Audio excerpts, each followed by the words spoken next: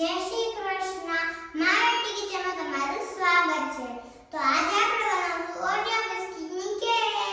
એ પણ બે રીતે, એક તો રેગ્યુલર રીતે અને એક એર ફ્રાયરમાં. આપણે જોઈશું કે કેવા વ્યવસ્થિત અને સારી બને છે. જેના માટે આપણે અહીંયા જે વસ્તુની જરૂર પડે એ બધી જ આપણે અહીંયા લઈ લીધી છે.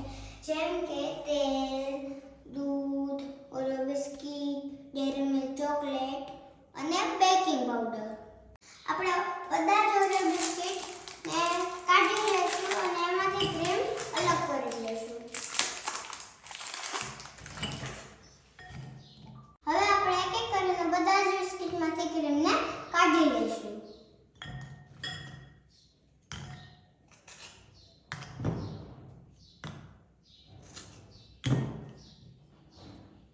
હવે આપણે બિસ્કિટમાંથી ક્રીમને અલગ કરી લીધી છે. તો હવે આપણે ક્રીમને સાઈડમાં રાખી દઈશું અને મિક્સર જારમાં બિસ્કિટમાં નાખીને આપણે આને પીસી લઈશું.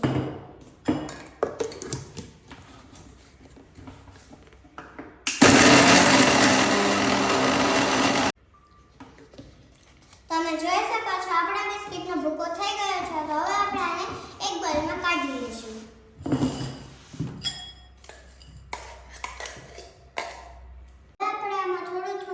નાખતા જઈશું અને આપણે આને મિક્સ કરતા જઈશું.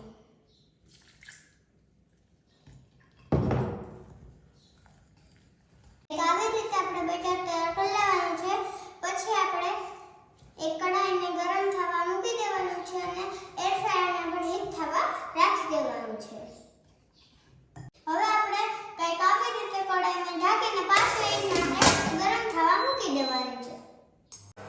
અને એર ફ્રાયરને પણ આપણે 5 મિનિટ માટે હીટ થવા મૂકી દેવાનું છે.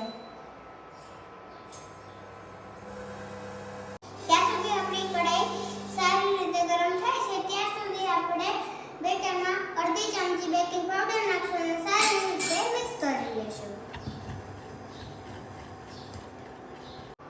હવે આપણું બેટર તૈયાર થઈ ગયું છે. તો હવે આપણે એક એલ્યુમિનિયમની તપેલીમાં થોડુંક ઓઇલ નાખીને સારી રીતે લગાવી લઈશું. હવે આપણે અડધું બેટર આમાં નાખી દઈશું.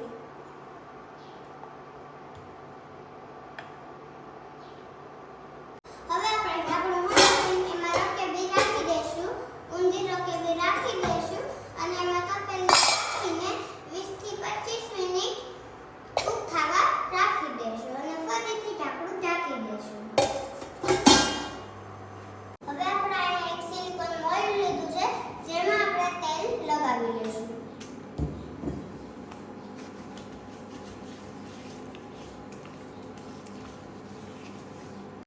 બાકીનું બેટર જે છે એ આપણે આમાં ભરી દઈશું.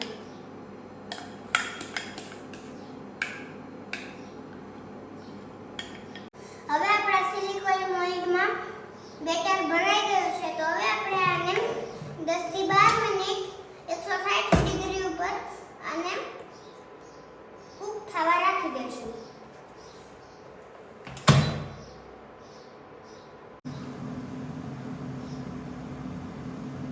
બિસ્કિટમાંથી ક્રીમ અલગ કરી તો એમાં 1 થી 2 ચમચી જેટલું દૂધ નાખીને સારી રીતે મેશ કરી લઈશું.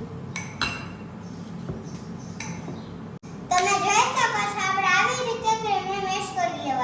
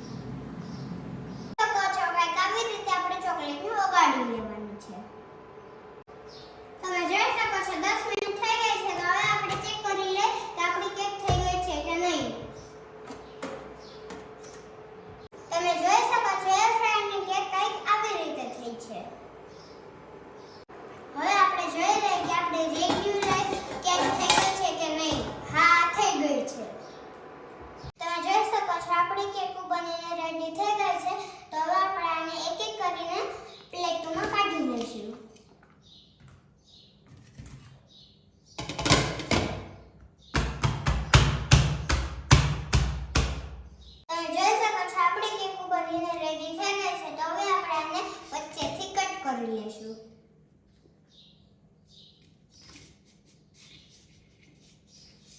કંઈક આવી રીતે.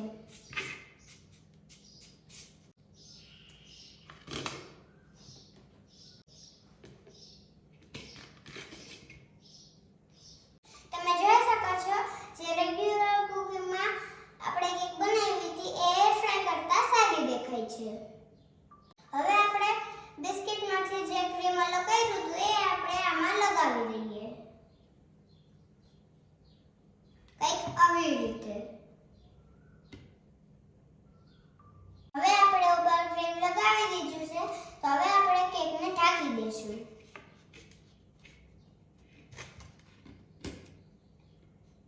હવે આપણે જે લેયરની ચોકલેટો કરી હતી એ આની ઉપર લગાવી લેશું. કંઈક આવી રીતે. તમે જોઈ શકો છો આપણી કેક બનીને રેડી થઈ ગઈ છે. તો હવે આપણે આને સેટ થવા માટે 1 થી 2 કલાક ફ્રીઝરમાં રાખી દઈશું.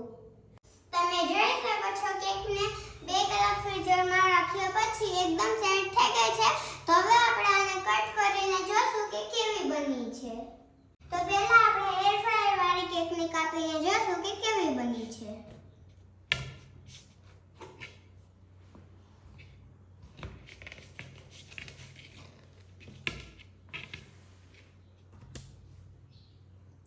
વાહ, આ તો બહુ જ મસ્ત બની છે. તો હવે આપણે રેગ્યુલર કેકને કટ કરીને જોશું કે કેવી બની છે. આ પણ બહુ જ મસ્ત બની છે. તમે જોઈ શકો છો અહીંયા રેગ્યુલર કેક બહુ જ સરસ અને સોફ્ટ બની છે.